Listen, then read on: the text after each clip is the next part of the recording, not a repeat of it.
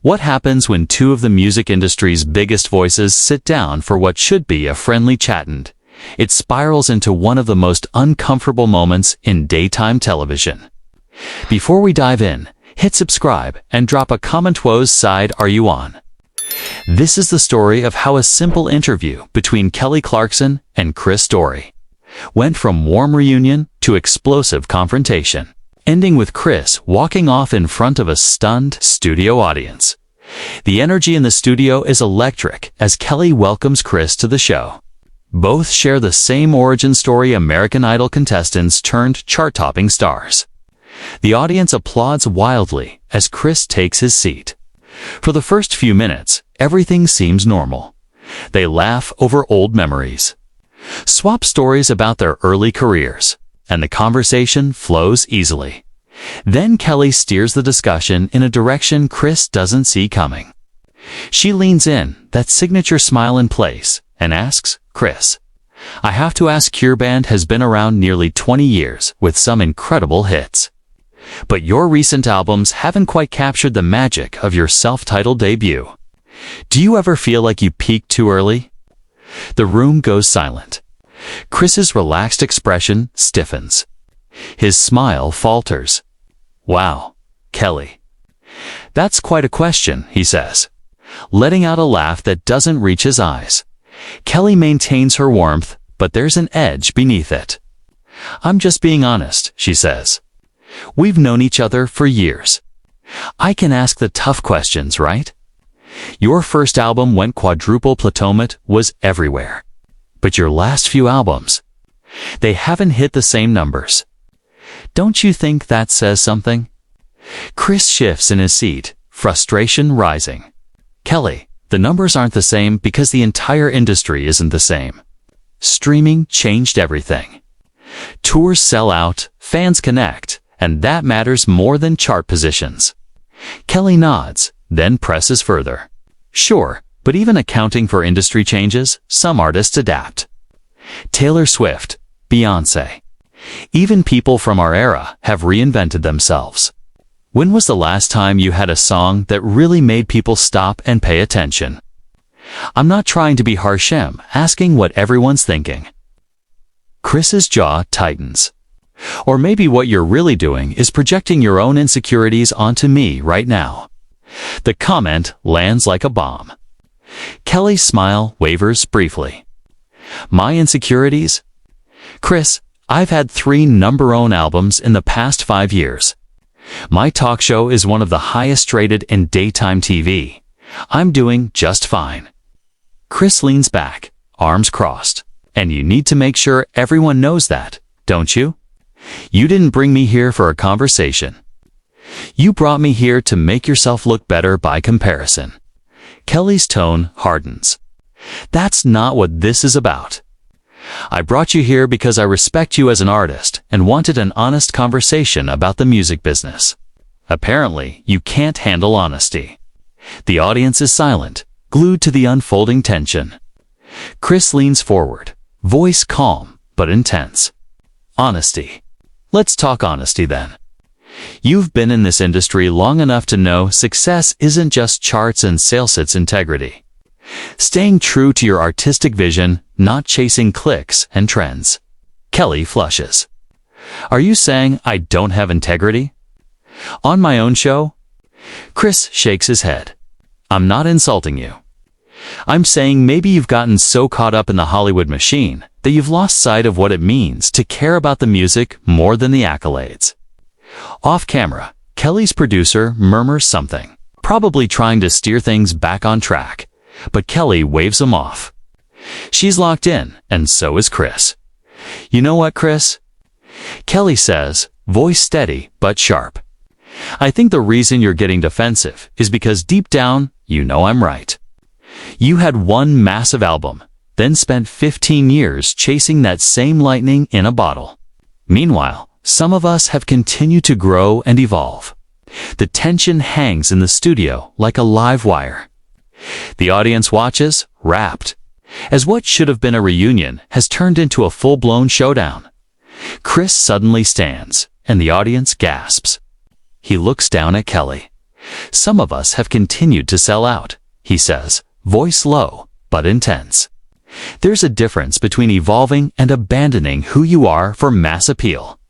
I came here expecting a real conversation to people who came up together, who understand the struggle.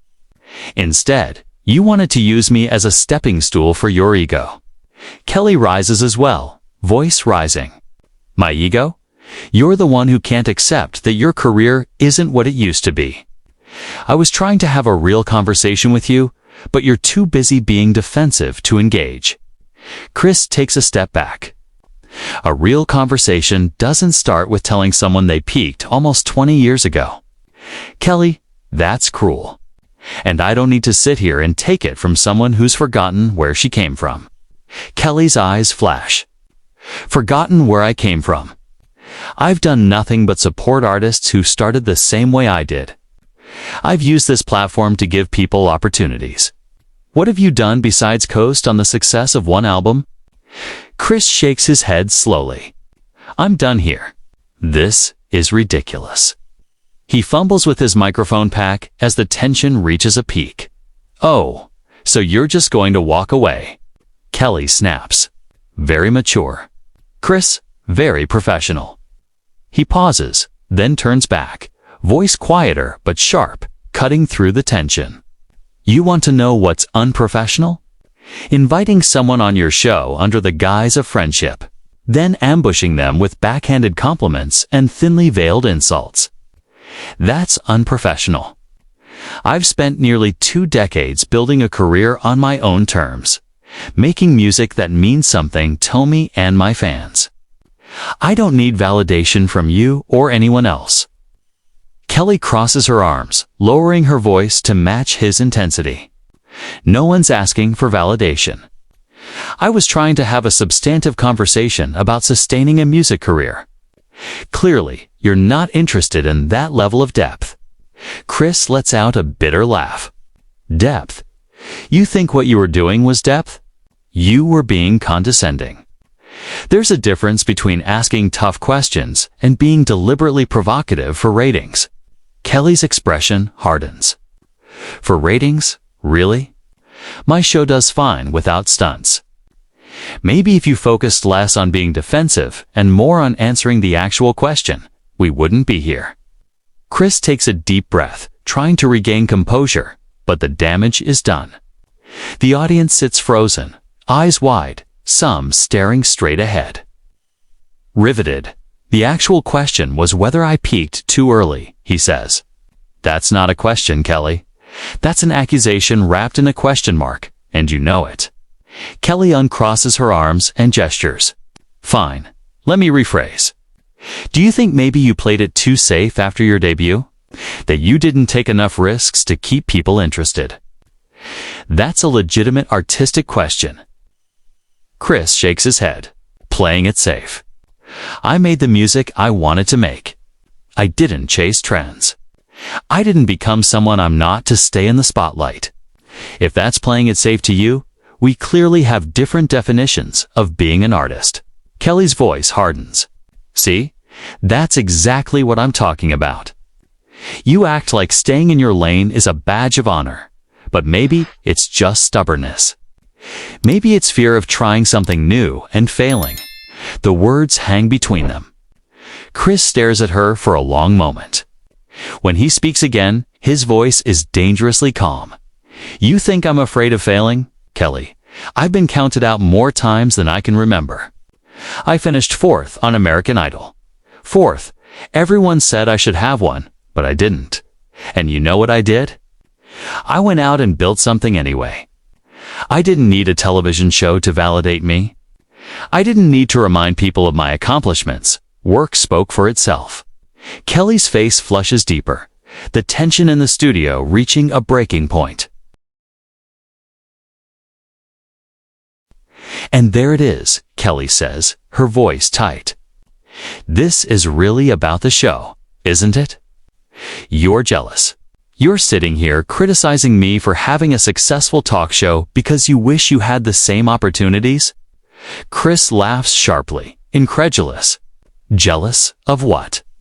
Sitting here every day asking celebrities softball questions and playing silly games. No, thank you. I'd rather be on stage doing what I actually love than hosting a show where ambushing guests is considered entertainment. Kelly points at him, composure cracking. You don't get to come on my show and disrespect what I do. This show means something. It brings joy to millions every single day. And what you're doing right now, this tantrum, is exactly the attitude that's held your career back. Chris narrows his eyes. Held my career back. My career is exactly where I want it to be. I tour constantly. I make music with my band. I connect with fans who actually appreciate what we do. I don't need magazine covers or awards to feel successful. But clearly you do. You can't stop talking about your accomplishments long enough to have a genuine conversation. Kelly throws her hands up. A genuine conversation requires two people willing to be honest and vulnerable. You've been defensive from the moment I asked anything remotely challenging. That's not my fault. Chris leans on his chair, his voice calm but edged with intensity. Challenging questions are fine. Kelly, I've done hundreds of interviews with tough questions about my career, my music, my choices. The difference is those interviewers wanted to understand my perspective. You just wanted to make a point. To show everyone you're still on top and I'm somehow beneath you. Kelly's voice rises. That is not what this is about. Maybe I was trying to push you to think differently, to consider doing more with your career. Chris straightens, cutting through her. I don't need you to push me. I don't need your advice, your perspective, or your judgment. We're not friends. We're acquaintances who happened to be on the same show 20 years ago. You don't know my life. You don't know my struggles.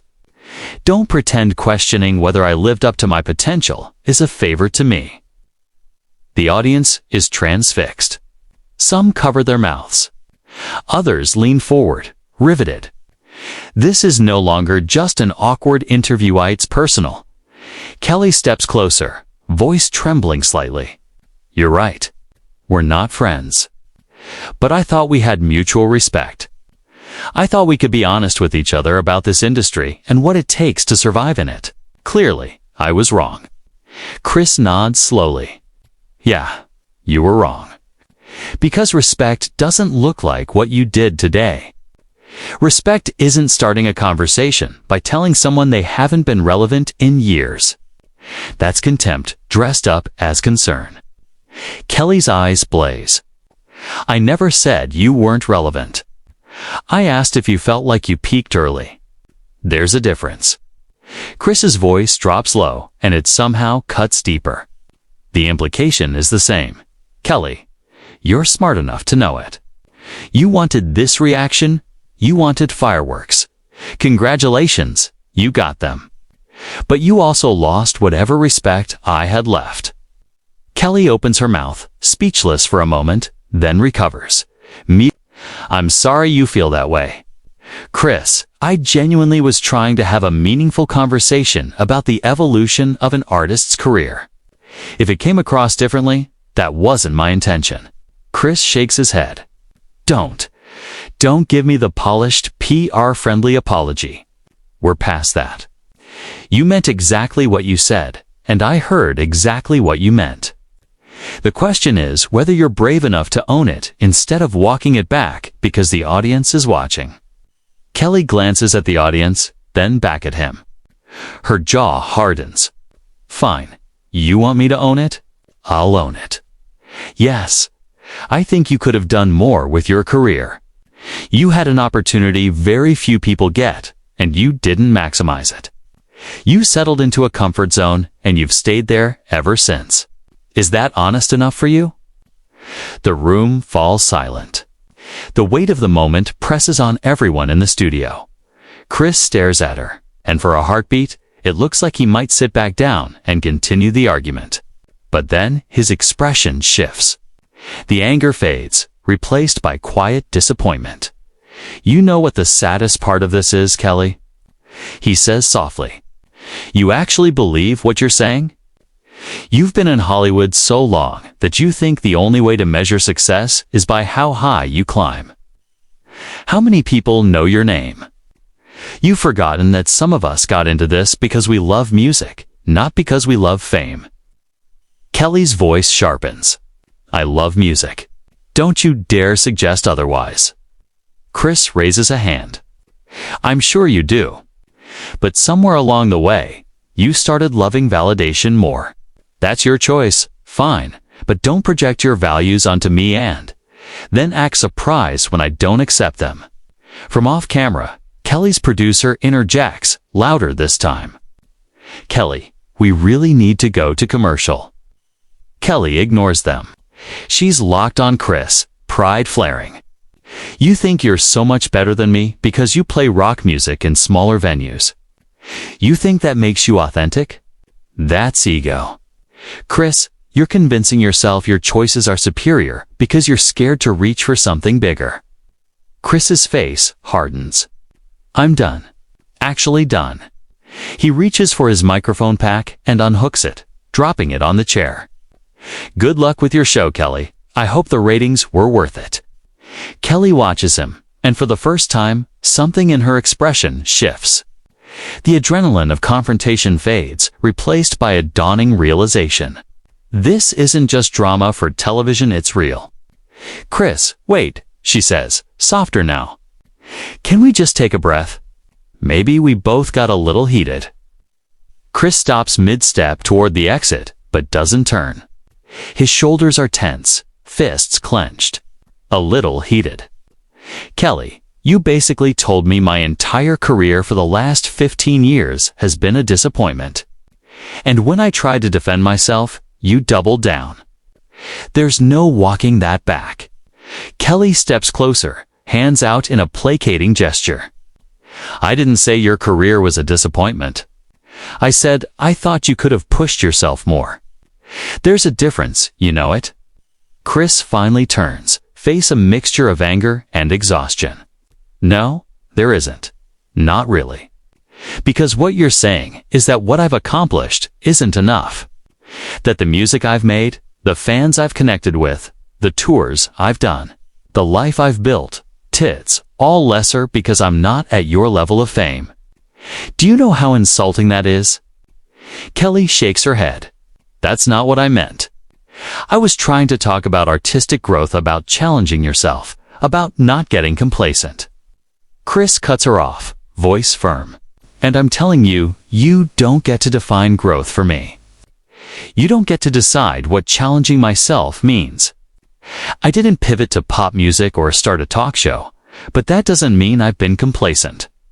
It means I've been focused, intentional.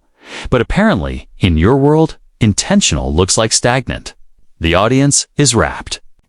Some nod along with Chris. Others glance at Kelly, sympathetic. The tension in the room is tangible. Kelly tries again, voice taking on a pleading edge. Chris, I've always respected you as an artist. I brought you on this show because I wanted to celebrate your music and your journey. If I came across as judgmental, I apologize. Chris exhales, long and measured. See, that's the thing, Kelly. You keep saying if I came across that way, like it's a misunderstanding on my part. You weren't misunderstood. You were clear. You think I peaked in 2006 and I've been coasting ever since. You said it multiple times in multiple ways. That's not something you can apologize away. Kelly's frustration returns, her attempts at reconciliation urgent. What do you want from me, Chris? You want me to say I was completely wrong? That every choice you've made has been perfect? I can't do that. I asked a tough question because I thought you could handle it. I thought we were professional enough to have a real discussion. Chris steps closer, voice rising with controlled intensity. A real discussion happens when both people operate in good faith. This wasn't good faith, Kelly. This was you using your platform to elevate yourself by diminishing me. And the worst part? I don't even think you realize you're doing it. You've become so accustomed to being the biggest star in the room that you can't help but make sure everyone else knows they're smaller.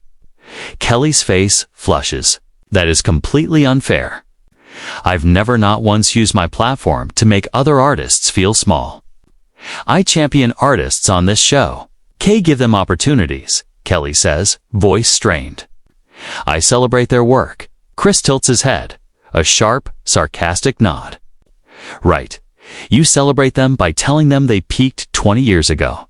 Very celebratory. Kelly's composure finally snaps. Her words come out fast, sharp, defensive. You know what, Chris? Maybe the problem isn't what I said. Maybe the problem is that you can't handle the truth. Maybe the reason you're so angry is because, deep down, you know I'm right and that terrifies you. Chris goes still. His voice drops, quiet but lethal. The truth, Kelly. You want the truth? I'd rather have the career I have, playing music I believe in. For fans who actually connect with ITN, have yours. Performing for an audience that doesn't know the real me. Success looks different to different people, and your definition isn't universal. The truth is, I walked in expecting to reconnect with someone from my past, and instead, I got ambushed by someone so insecure about her own choices that she needed to tear down mine to feel better. Kelly's eyes widen. Insecure. You're calling me insecure?